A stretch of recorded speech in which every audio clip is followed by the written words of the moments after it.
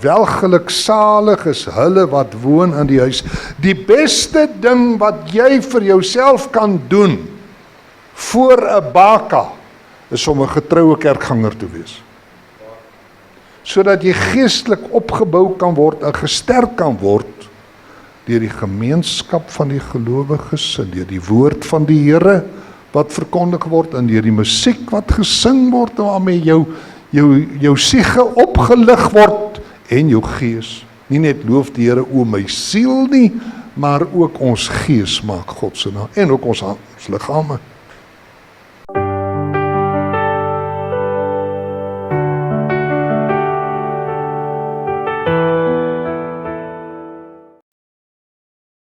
Ons gaan vanaand 'n bietjie uit Psalm 84 gesels. Psalm 84. Vir die musiekleier op die getiet van die kinders van Korag, 'n psalm. Vir die musiekleier, as die sangleier, op die getiet, snaarinstrument soos 'n gitaar sê maar, van die kinders van Korag, dus die Koragiete, dieselfde persoon wat vir Moses en Aaron in Numeri 17 groot probleme gegee het oor die priesterskap, maar dit is nou van sy nasate, en hulle het die drumpelbewaarders by die tabernakel en ook later by die tempel geword, die diakens by die deur. Die Koragiete het die diakens geword by die deur. Vir die musiekleier op die getiet van die kinders van Korag. Nou weet ons wie was dit? 'n psalm. Hulle het in die tabernakel diens gedoen. Hulle sê, hoe lieflik is u woninge, o Here van die leerskare. Kan julle dit ook sê? Is die plek vir julle mooi?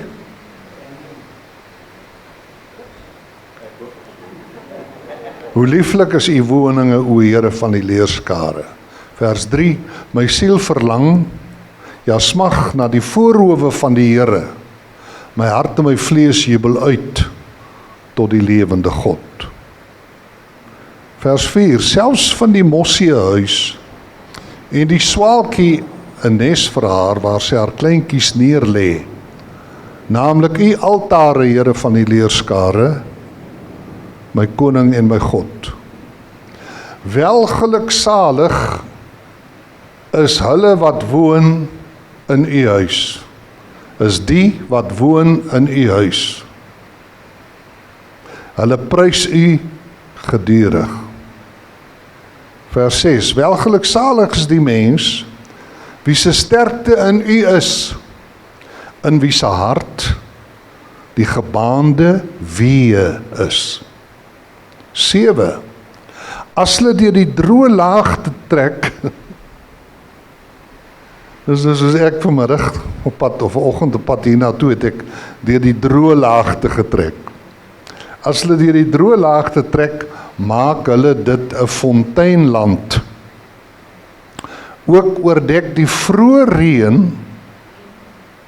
Die boodskap is eintlik toepaslik, is dit nie? Ook oordek die vroeë reën dit met seëninge.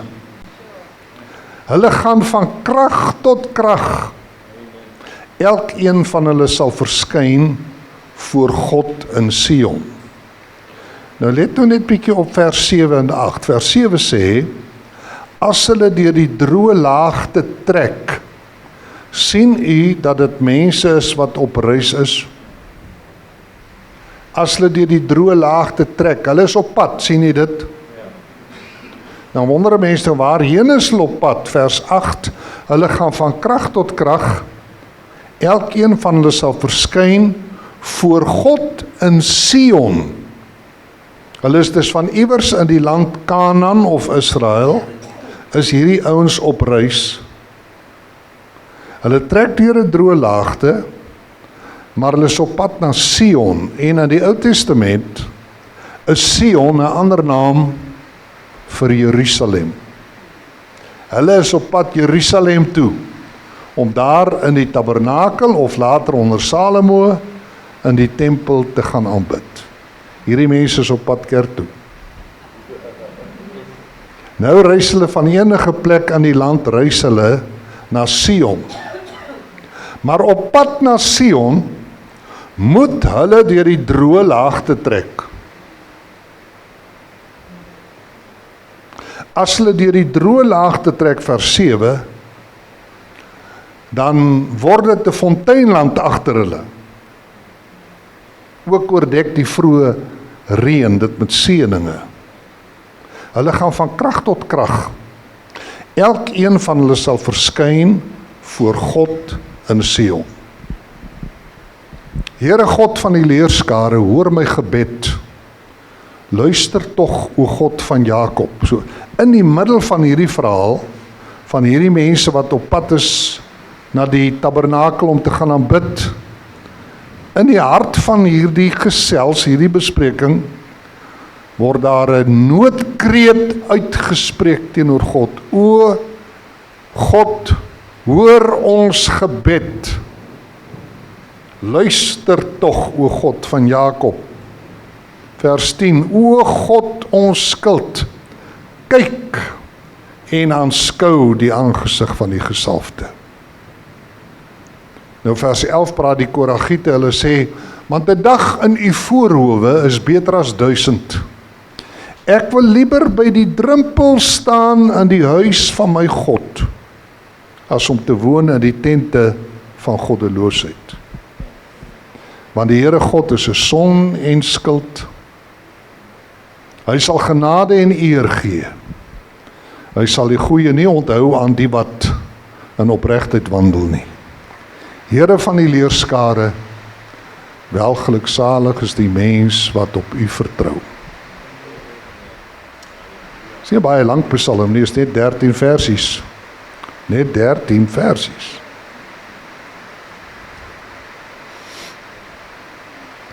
Ons het nou een of twee goed vasgestel. Die skrywers is die kinders van Korag. Dis mense wat in die tabernakel as leviete hoor, diens doen en later in die tempel, maar hulle is veral by die drempel, by die deure is hulle besig of aanwesig. Hulle is die drempelwagters. Vers 11 sê, want 'n dag in die voorhowe is beter as 1000. Ek wil liewer by die drempel staan in die huis van my God, as om te woon in die tente van goddeloosheid.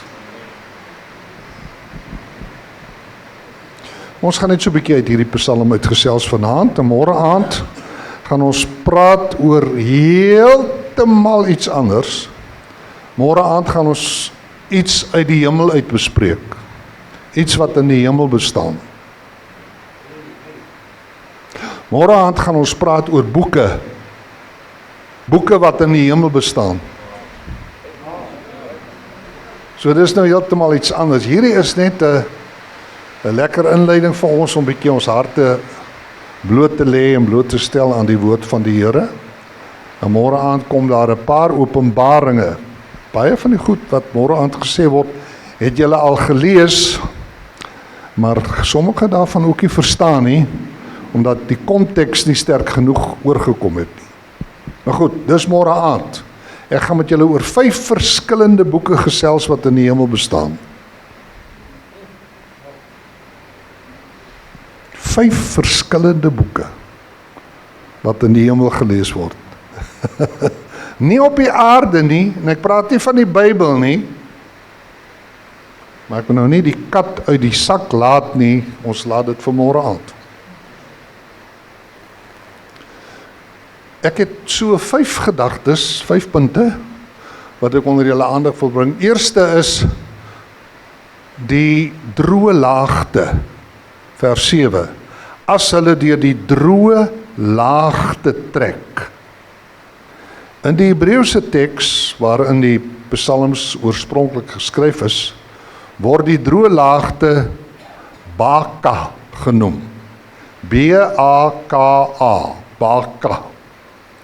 Die 2020 Afrikaanse vertaling noem dit die vallei van Baca. Die New King James noem dit the Valley of Baca, soos 'n vallei. Die 53 Afrikaans sê is 'n droë laagte, 'n laagte, 'n vallei. En hulle moet deur Baca trek op pad na Jerusalem.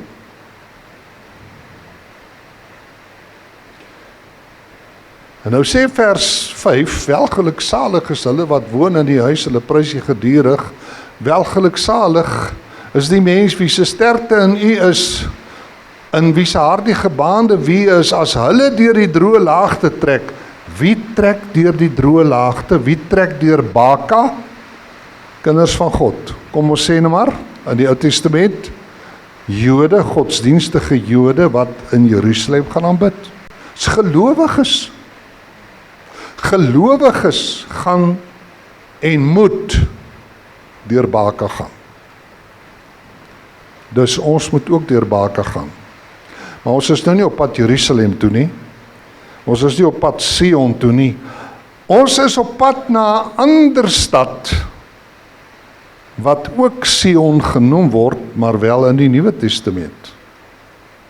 In die Nuwe Testament sê Hebreërs 12 vers 22, julle het gekom by die berg Sion en die stad van die lewende God, die hemelse Jerusalem, en 10.000 engele, by die feestelike vergadering in die gemeente van eersgeborenes wat in die hemele opgeskrywe is, en by God die regter van almal, en by die geeste van die volmaakte regverdiges. Julle het gekom by die berg Sion, en die stad van die lewende God, die hemelse Jerusalem.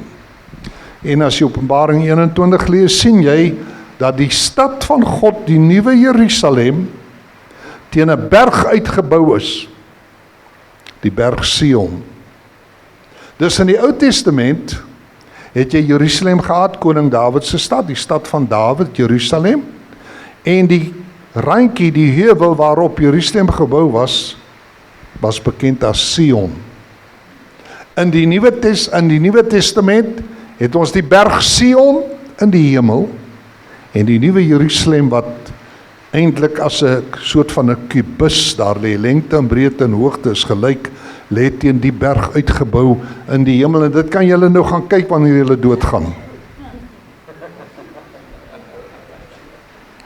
Ek sê wanneer julle die tydelike met die ewige verwissel, kan julle lekker in die nuwe Jerusalem gaan rondstap, ja, en die berg Sion gaan bestyg. Want hy sê in Hebreërs, julle, en hy praat van ons as gelowiges, julle het gekom by die berg Sion, en die stad van die lewende God, die hemelse Jerusalem, en by God. So ons gaan God sien, die Vader, ons gaan Jesus sien, ons gaan almal sien wat vooruit gegaan het, en ons gaan die stad in die berg sien.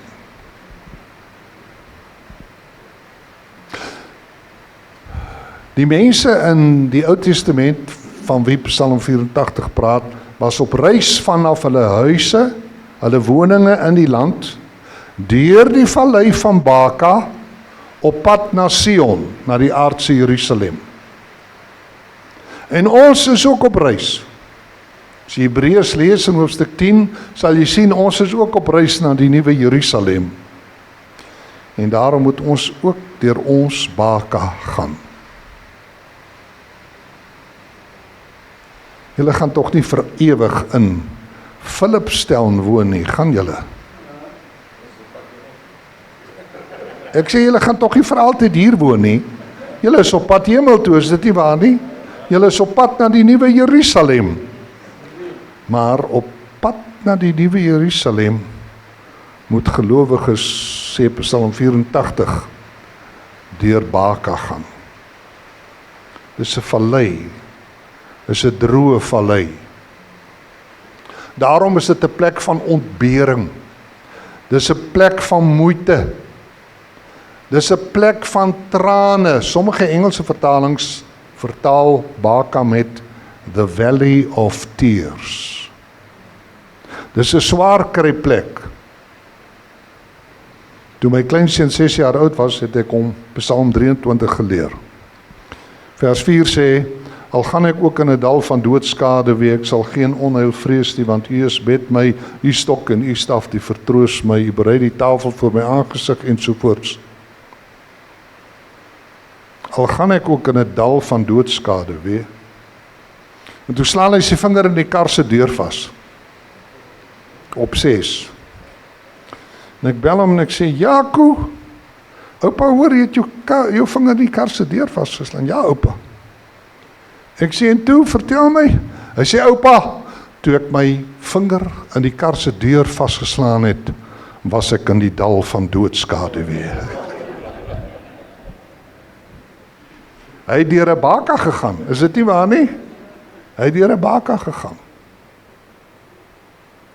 Kan julle onthou verlede jaar, Januarie, Februarie, was daar ontsettende brande in Los Angeles in Amerika, waar huise van ryk mense afgebrand het by hulle honderde.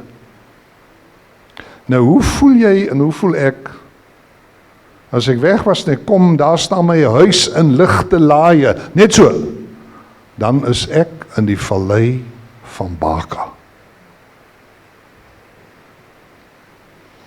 Ek was in my lewe 3 keer deur groot bakas en 'n sweterjoel kere deur klein bakas.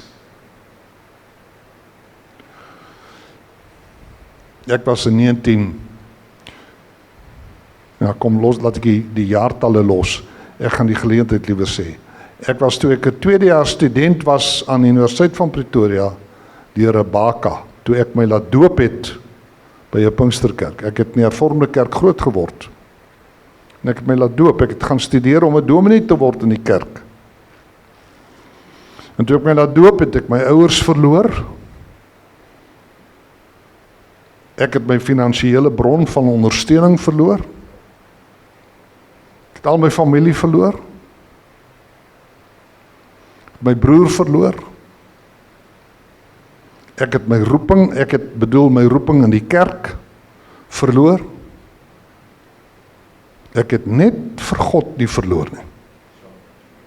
Ek was in 'n groot vallei van Baka, u kan my glo.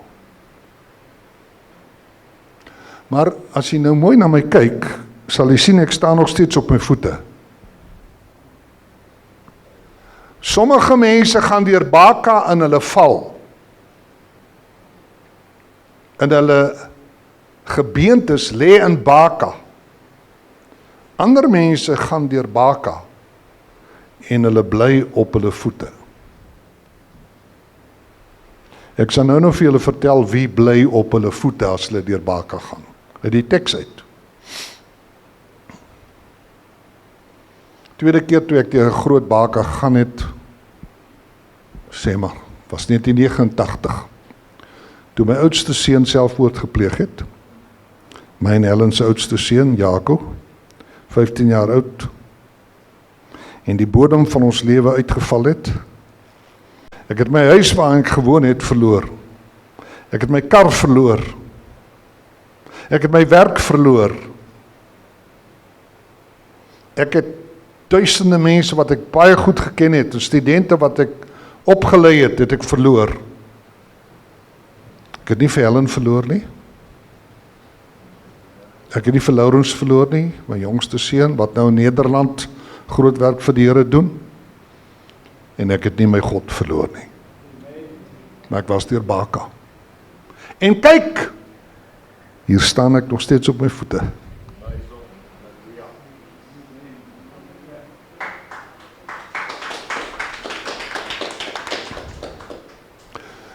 Nou, daar is seker grondliggende, dis my eerste punt, grondliggende kenmerke van Baka.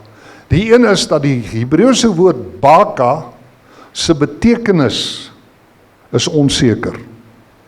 As jy nou na Hebreëse woordeboek gaan, jy gaan kyk na Baka, dan gee hulle variante, betekenismoontlikhede aan, soos vallei van trane, droë laagte, plek van moeilikheid, plek van pyn. Baka is nie een spesifieke plek nie. En Baka bestaan ook nie in werklikheid as 'n vallei nie. Jy kan gaan kyk na 'n kaart van Israel. Jy kan die hele land deursoek. Nêrens sal jy die vallei van Baka raakloop nie. Want Baka bestaan as 'n teoretiese vallei, nie as 'n werklike plek nie. En tog is dit 'n werklike ervaring. Vind julle dit sover interessant? Die vallei van Baka? So, die betekenis van Baka is onseker. Jy kan dit eintlik met enige ervaring van ontbering kan jy dit mee beskryf. Ek het die idee dat die ou Afrikaanse idioom tranedal, ons woon in hierdie ou tranedal, ek het die idee dit kom net so uit Psalm 84, uit die vallei van trane. Daar ook ander tekste. 'n tweede aspek, grondliggende aspek van Baka, is dat die ligging onbekend is. Ek het dit gesê. Niemand weet waar Baka is nie. Jy's op pad van Philipstown na die nuwe Jerusalem, en as jy jou weer kom kry, is jy in Baka.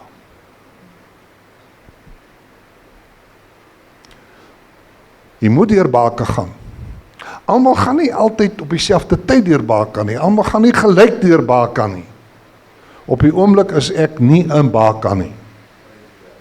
Maar ek ken Baka.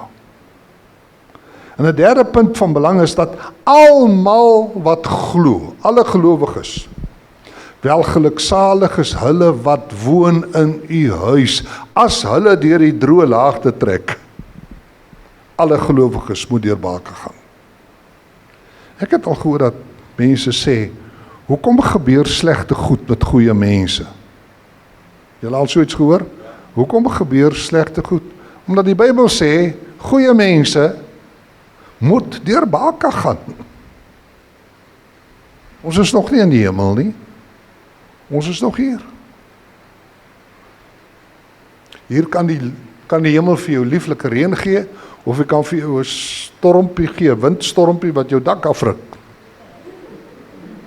Waarvan jy my vroeër vandag vertel het. Selfde hemel. Dus, daar sekere aspekte van Baka. Tweedens, net 5 puntjies, die tweede is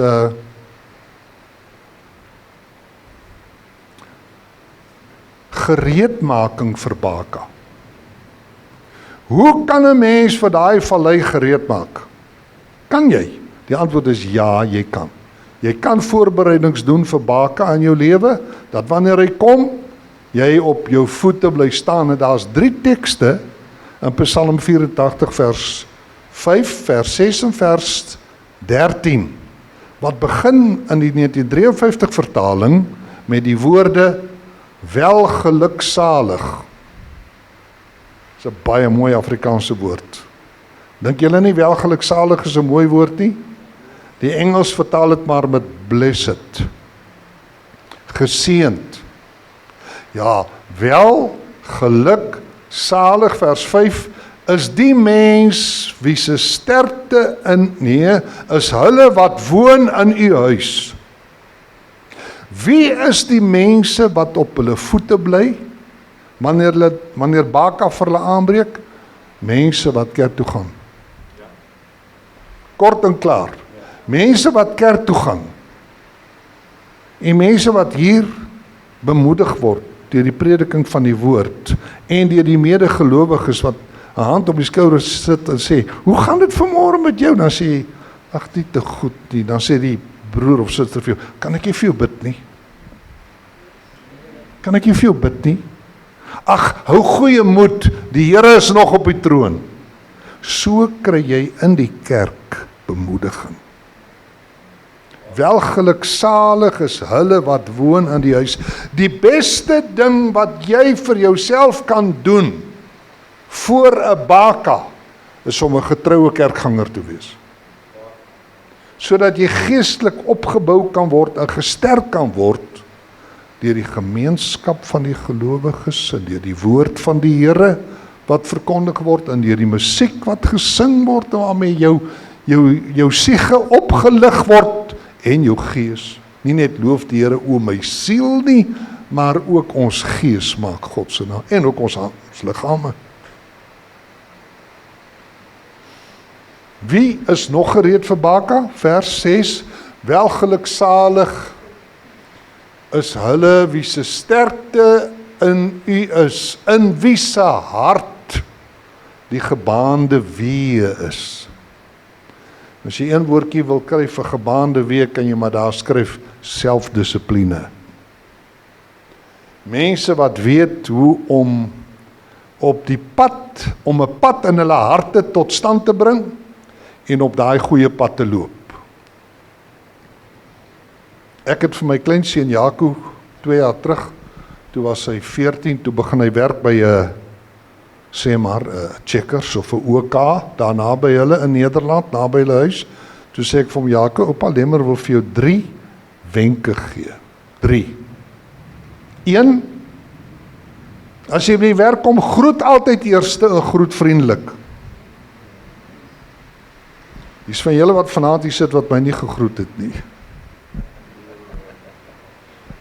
Sleg nie.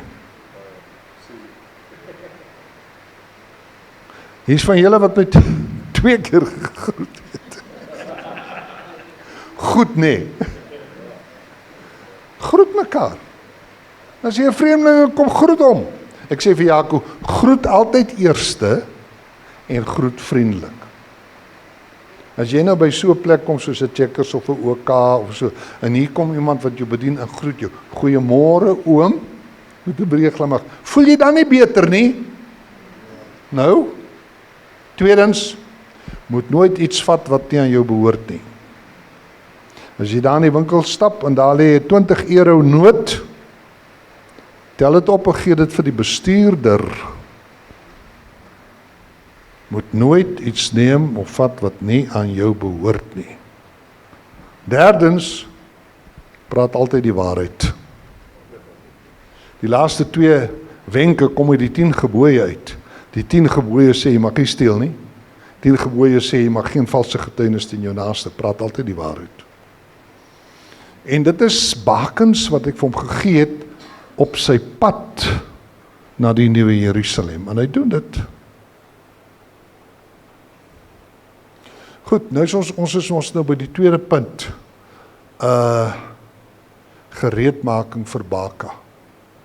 As daar 'n groot pad in jou hart is, 'n gebaande, in wie se hart, kyk vers 6, in wie se hart die gebaande weë, sê die 53 vertaling.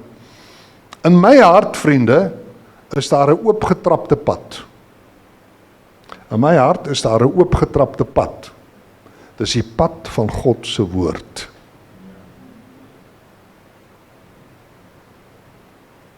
So, ek stap elke dag op hierdie pad, elke dag.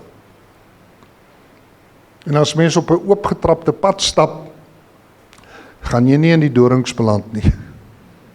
Jy gaan jou tone teen die klippe stikkels kop nie. Waarmee sal die jongeling, Psalm 119 vers 9, waarmee sal die jongeling sy pad suiwer hou?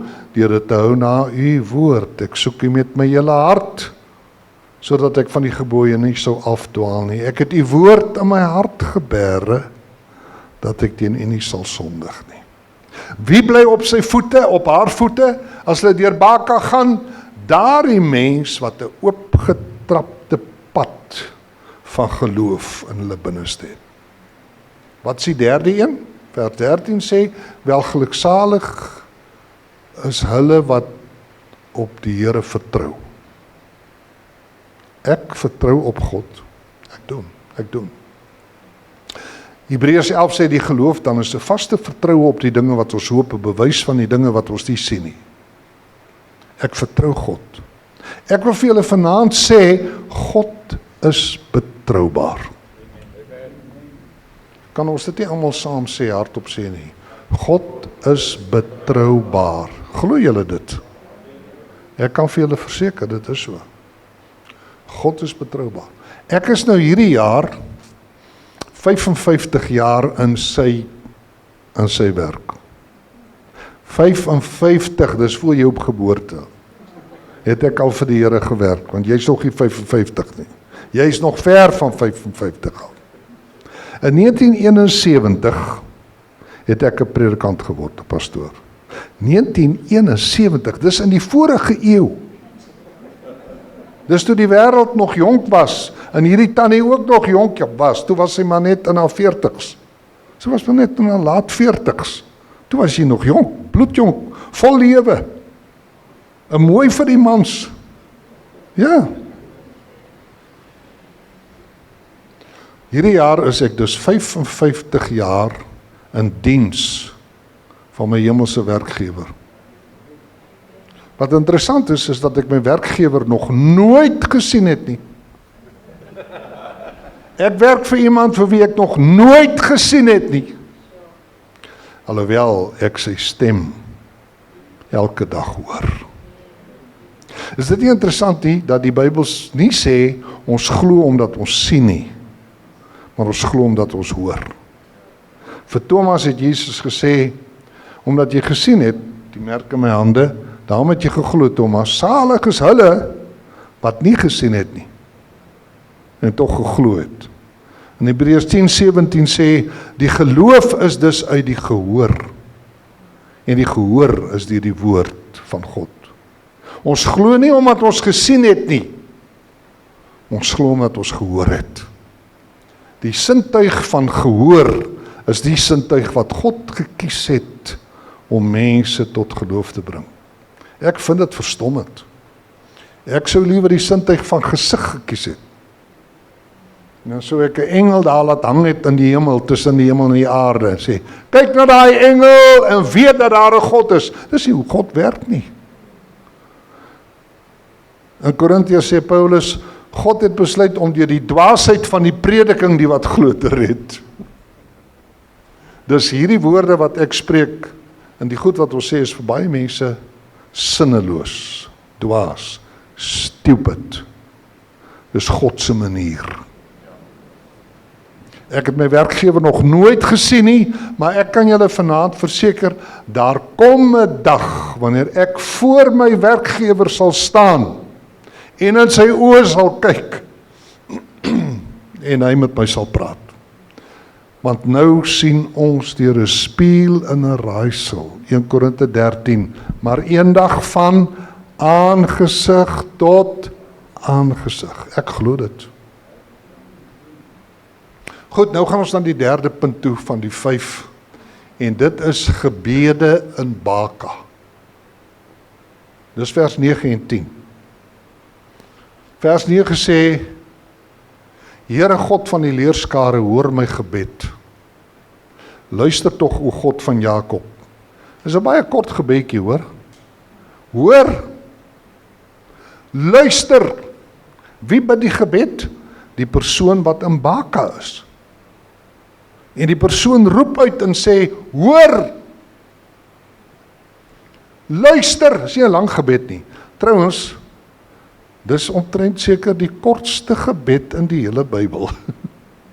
Al wat jy bid is, jy sê, vra vir God om te hoor. Luister tog, ek roep, hoor. Luister, wat sê vers 10? O God, ons skuld, kyk en aanskou die aangesig van die gesalfde. Dis net 4 woorde. Hoor, luister, kyk, aanskou. Hoekom bid 'n man wat en 'n vrou wat in Baka is? Hoekom bid hulle dan so kort? Omdat jy nie kan bid as jy baie seer het nie. Ek sê, jy kan nie bid as jy baie seer het nie. As jou hart baie seer is, of jou lyf is baie seer, soos daai dame wat daar agter sit, wat haar voet op die perd seer gemaak het. As jou voet te seer is, kan jy nie lekker bid nie. Probeer dit maar. Ga maar op jou knie en pyn die voet so, jy kry nie gebid nie. Al wat jy sê is, hoor, luister. Nie waar nie. En God is tevrede met daardie kort gebedjies. En soms kan ons nie eers bid nie. Soms sug ons net. En dan kom die Heilige Gees en hy vat jou sug, en hy sug dit uit in die hart van God. Waar sê die Bybel dit? Romeine 8 vers 26. En net so kom ook die Gees ons swakhede te hulp, want ons weet nie reg wat ons moet bid nie, maar die Gees self tree vir ons in met onuitspreeklike sugtinge. En hy wat die harte deursoek, weet wat die bedoeling van die Gees is. Die Heilige Gees, om tegniese taal te gebruik, die Heilige Gees kan die Vader kan die gebede, die sugte van die Heilige Gees dekodeer. Hy kan dit verstaan. Jy hoef nie altyd lang gebede te bid nie. As jy deur Baka gaan, slap maar jou vinger in 'n kar se deur vas. En gaan kyk of jy op jou knieë gaan staan en lekker 'n halfuur lank bid. Jy kan nie. Jy te seer. As jy geliefde aan die dood afstaan, onverwags, kan jy nie bid nie. Maar God is heeltemal tevrede met hoor, luister of net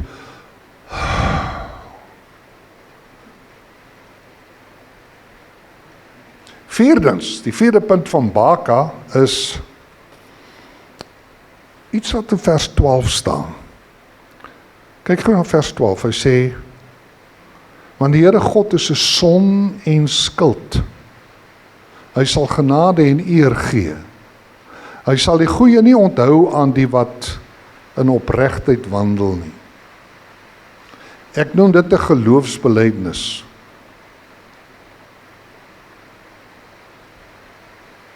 Een geloofsbelijdenis is iets wat jy uitspreek om jou geloof mee te konstateer.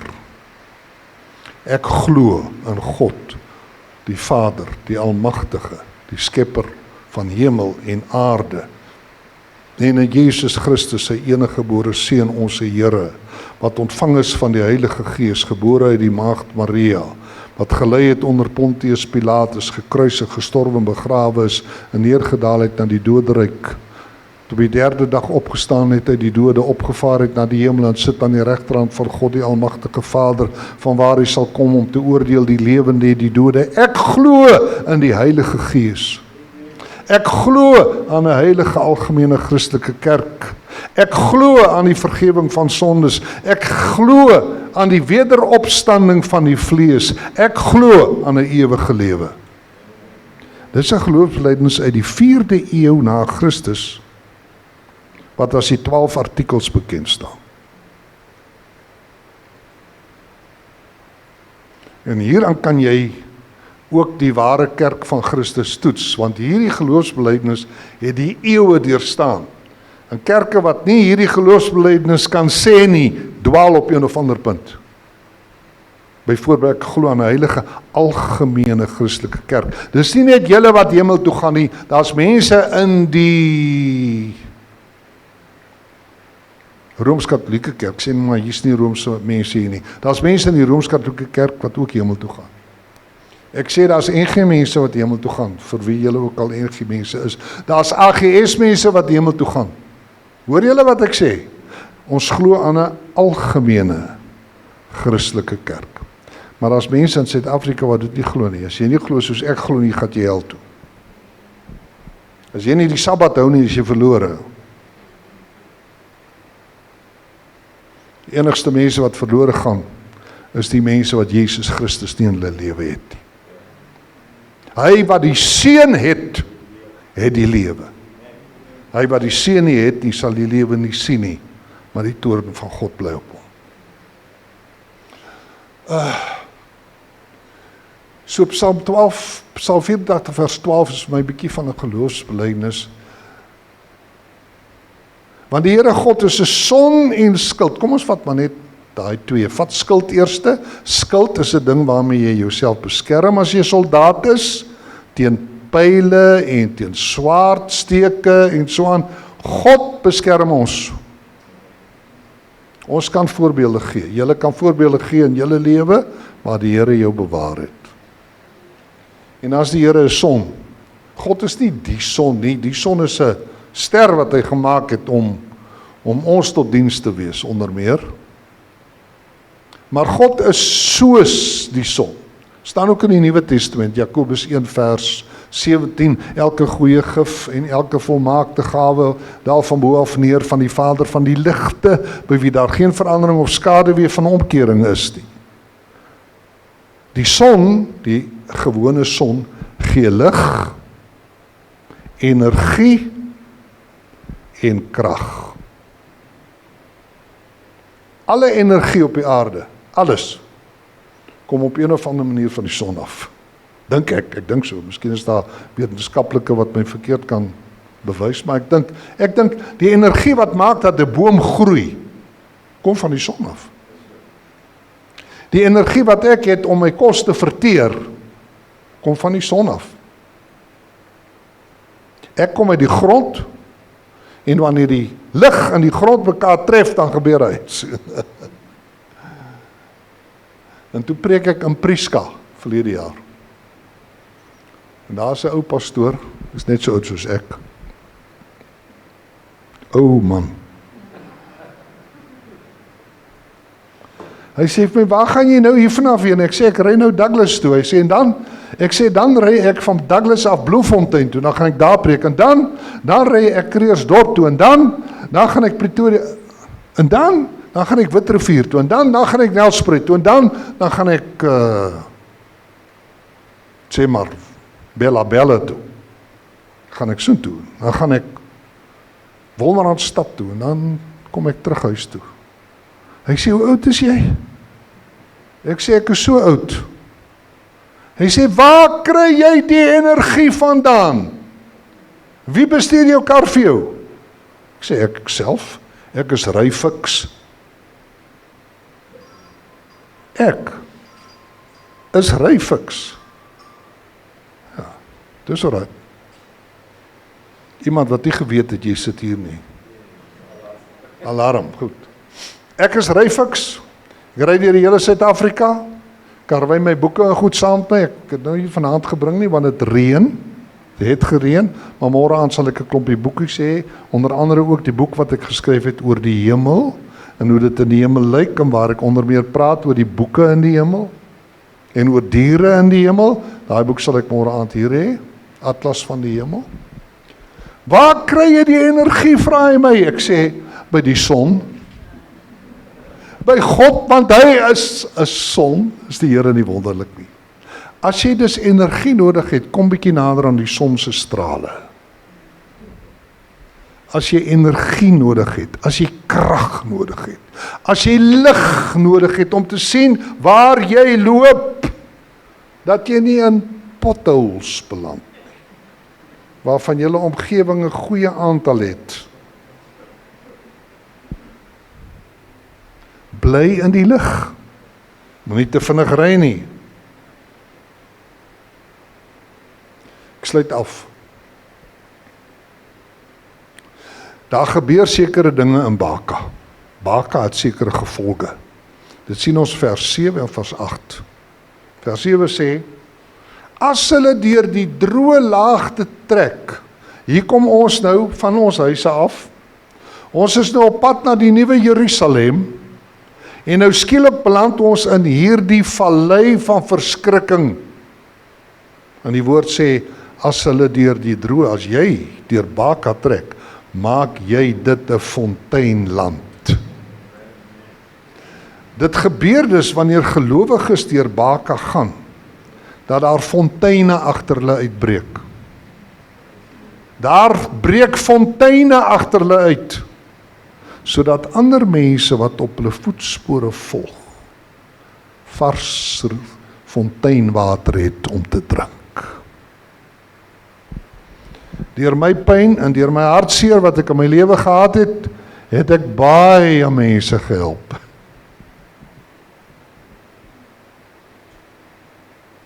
Sê al wat hy sê nie. Nou, ek het van Helen se boekies 2 hier, wat ek môre aand ook te koop sal aanbied. Die boekies is almal R100 stuk. En die 2 boeke is albei gevolge van Baka in haar lewe. Boeke wat sy geskryf het nadat sy deur 'n Baka gegaan het. En dis hoekom dit vir mense soveel werd is. Albei handel oor die dood van 'n kind. Een Engels, een Afrikaans. Maar nou sê hy iets verder. Sy sê, as hulle deur die droë laagte trek, maak hulle dit 'n fonteinland. Hulle gaan van krag tot krag, ook oordek die vroeë reën dit met seëninge. As 'n gelowige deur Baka gaan, deur die droë laagte, dan begin die reën sommer nou val, soos vanmiddag. Watter reën? Die vroeë reën of die laat reën? Die vroeë reën. Die vroeë reën wat vroeg in die seisoen val. Die val sak oor jou uit as jy deur Baka gaan. En so ken ons dit, is dit nie waar nie? En dan sê hy, hulle gaan van krag tot krag. Daar is 'n fenomenale teks in Jesaja 40, laaste teksversie, wat daaroor praat. Hulle gaan van krag tot krag. Dit wil sê, soos jy deur die krisis beweeg, word jy al sterker. Soos jy deur die moeilikheid beweeg, word jy al sterker. Hulle gaan van krag tot krag. Dis nie wat die duiwel wil hê ons moet hoor nie. Die duiwel wil hê ons moet hoor, dis verby met jou. Daar is geen uitkoms nie. Selfs God kan jou nie help nie. Psalm 84 sê, hulle gaan van krag tot krag. Laat dit vir julle in julle bediening ook so wees. En vir elkeen van julle wat hier sit, vir julle lewe en julle werk wat julle doen, laat dit so wees. Psalm 40 vers 27. Waarom sou Juda sê, en Israel spreek, min of meer die woorde, ek mag dalk 'n woordjie verkeerd gesê het. Waarom sou Juda sê en Israel spreek, die Here ken nie my weg nie, en my reg het by God verbygegaan. Die Here ken nie my weg nie.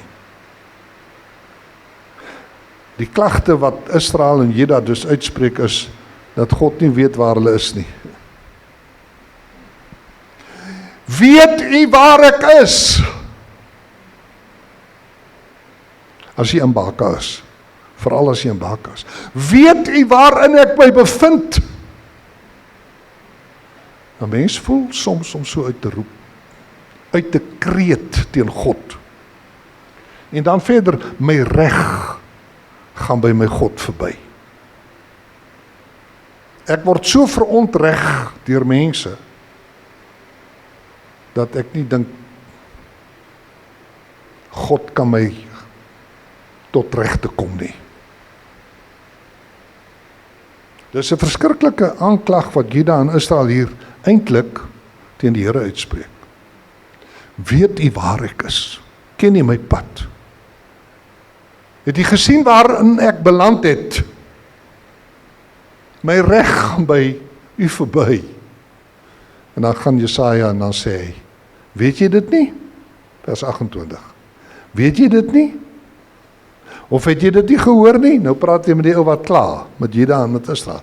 Weet jy dit nie? Jy wat sê jou reg gaan by God verby?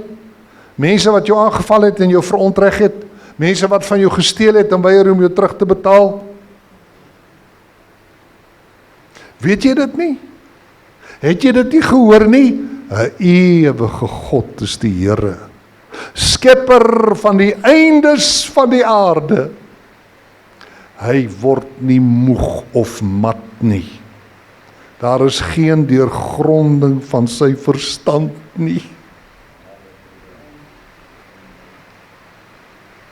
Hy gee die vermoeide krag en vermenigvuldig sterkte vir die wat sonder kragte is. Die jonges word moeg en mat, en die jongmanne struikel selfs, maar die wat op die Here wag, kry nuwe krag. Hulle vaar op met vleuels soos die arende, hulle hardloop en word nie moeg nie, hulle wandel en word nie mat nie. As daar iemand is wat vanaand om een of ander rede vermoeid is, vermoeid voel, ons is nie almal gelyk in Baka nie. Ons God dank. Ons is nie almal gelyk in Baka nie. Maar as jy tog in Baka verkeer, jy het 'n gebed nodig, staan net gou daar op waar jy is. Ek gaan vir jou bid. As daar iemand is wat in Baka is, staan op. Ek gaan saam met jou bid nou.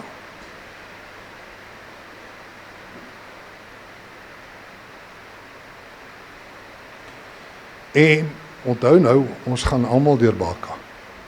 Almal. Een of ander tyd. As jy nie deur in Baka is nou nie, dan was jy in Baka. Of jy gaan deur Baka.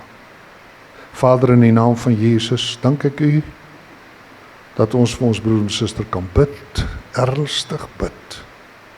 Dat U wat die vermoeide krag gee, vir hulle krag sal gee om van krag tot krag te gaan, om op te vaar met vleuels soos die arende, om te hardloop en nie moeg te word nie, om te wandel en nie mat te word nie. En ons sê vir U dankie. Amen. Amen. Daar sê, baie dankie. Het julle iets geleer vanaand? Amen, dit geniet. Baie dankie. Ek het soveel geleer vanaand, het is my altyd lekker om na Dr. Nimmer te luister. Môre aan 6:00 selfde tyd, selfde plek. Kom ons sluit net vinnig af en dan gaan ons terugdink. En toe Vader, dankie. Dankie dat jy nog altyd gewys het as getrou, Here. You've been so faithful, Lord. In elke van ons lewens, Here, was jy nog altyd so getrou. En Vader, dankie dat ons U kan ken as a faithful God. Dat ons U kan ken as 'n God wat ons liefhet, Here, en God van naby, Here, nie 'n God van ver nie, maar God van naby. Vader, ek dank U vir elkeen wat hier was vanaand, dat jy hulle net sal seën, Here, in die naam van Jesus. Here, soos hierdie reën nou oor hierdie plek val, Here, dat die seën van die Here oor elkeen sal val in die naam van Jesus, Here. Vader, dankie dat hierdie een is wat ons baie vir ons gelyk maak. Ons eer U daarvoor, Here. Ons dank U daarvoor. En Vader, dankie ook vir môre aand, Here. Ons sien uit daarna om weer tyd in U teenwoordigheid te kom spandeer, Here. Heilig is U naam. Ons loof U in Jesus naam. Amen.